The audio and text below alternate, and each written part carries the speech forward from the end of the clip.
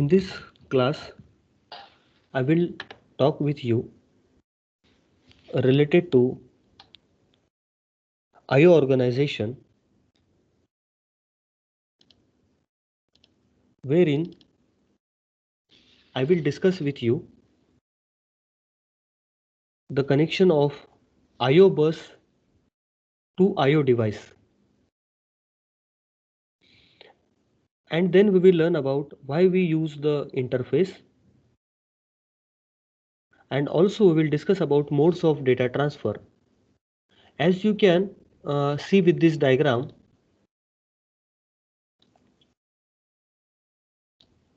the processor is connected with the input output devices. The input output devices are keyboard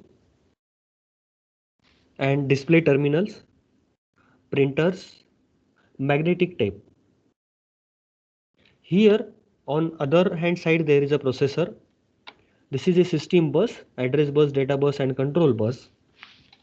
And now we are discussing about why we use the interface which is shown here for every different IO device.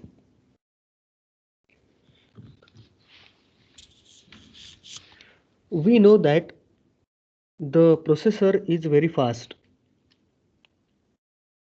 and IO devices are relatively slow. Let us imagine the scenario wherein we are typing some information through the keyboard or we are giving the input through the mouse. In that case, you can understand the keyboard, the keys that we are going to press through the keyboard are pressed one after other. Now, in the similar fashion, the data is provided to the processor, but the processor is relatively fast. Right.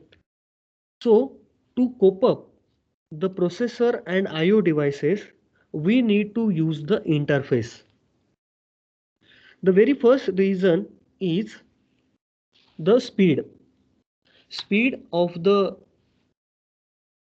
input output devices are relatively slow. The speed of the processor for taking the data or giving the data is relatively fast.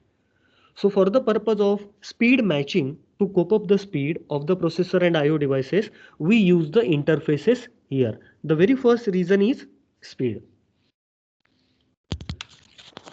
Now these interfaces contains the registers. These interfaces have different registers. In all the different interfaces, there are different registers. Now these registers will take the data serially from the IO module from here and will provide that data parallelly to the processor. And because of that, what happens? The speed of the processor and the IO devices are matched.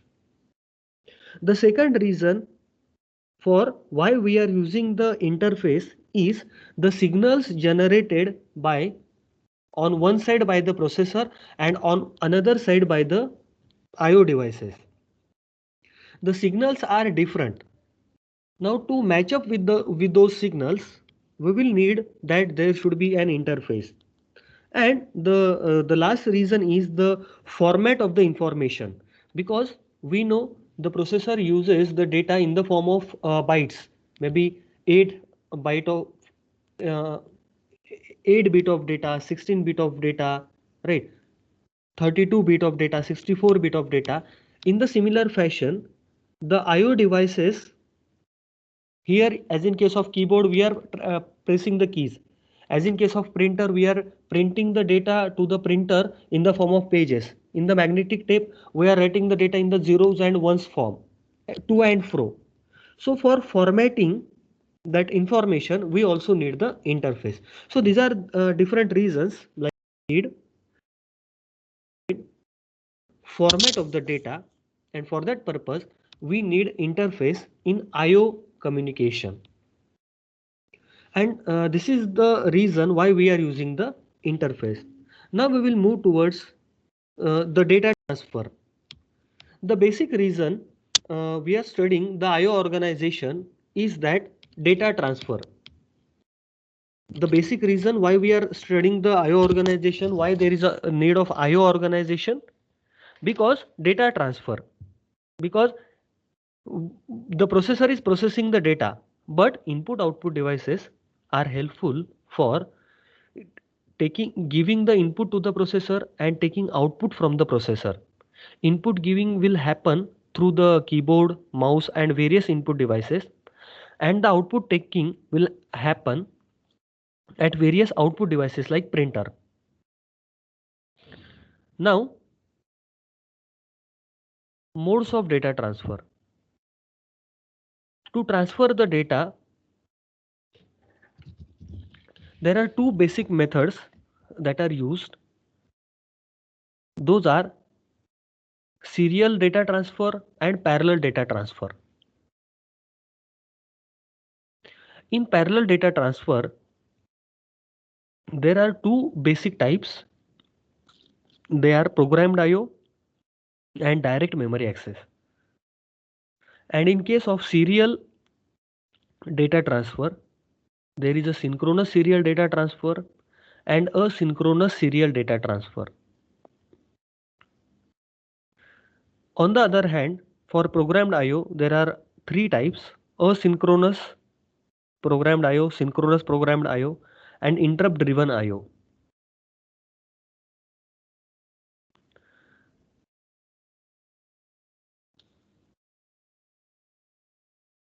Now we will learn about memory mapped IO and IO mapped IO. When the processor has an IO device, the processor can treat that IO device as either memory device or IO device. What does it mean by that? When the processor is getting the data from the IO device, when the processor is getting the data from the IO device, so this is a IO device, the processor may treat this IO device as either IO device or a memory device. Memory device means what? Secondary storage, your hard disk. In the hard disk also, you are taking the data from the hard disk, you are writing the data onto the hard disk. Here also, in case of keyboard, you are taking the data from the keyboard all the time.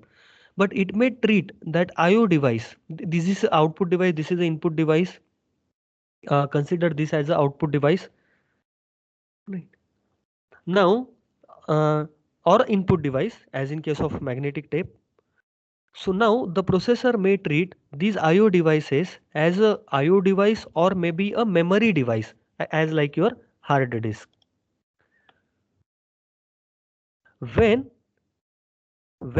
it treat as a memory device, the processor does not differentiate between a memory and the IO device while taking the data, while the data transfer is happening.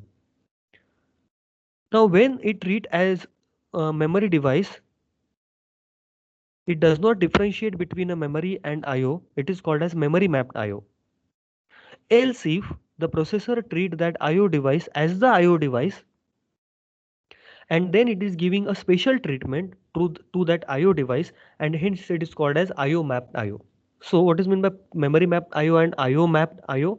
In case of data transfer in IO organization, the device through which the data is getting transferred may be treated, if it is the input output device only, right, that particular device may be treated as a IO device, or it is treated as a memory device. So if it is treated as a memory device, specifically let us say it is the keyboard only, but it is treated as a memory device, in that case it is called as a memory mapped IO. In another case, if the keyboard is treated as a keyboard only, means IO device only, it is called as IO mapped IO. So this is a mapping. If it is the mapping done like a memory, it is a memory mapped IO. If it is a mapping done like IO, it is considered as a IO mapped IO. What is meant by programmed IO and interrupt driven IO? Processor is asking IO device, let us say pen drive, hard disk, external hard disk or a mouse. Do you need data transfer? Do you need data transfer? So to each and every device all the time. It is called as programmed IO. So pen drive is connected to your computer system, but it will not be detected directly. Processor will ask it, do you need IO? IO means, do you want to perform input output? Do you want to write the data on my hard disk, or do you want to read some data and copy to yourself? So this is known as a program IO. But the another situation is processor says, I will do my work of processing. And if someone needs data transfer, IO transfer, generate the interrupt, I will service that only. And that is called as interrupt driven IO. So program driven IO is processor is asking all the time to different IO devices that do you need the IO transfer? There is the response from the IO device, yes, I need the IO transfer, then only the IO transfer is happening. In another case, interrupt driven IO, the device will generate the interrupt. It will inform the processor, please read my contents. So then the contents will be read. We can watch that the pen drive contents are directly visible. That is known as interrupt driven IO.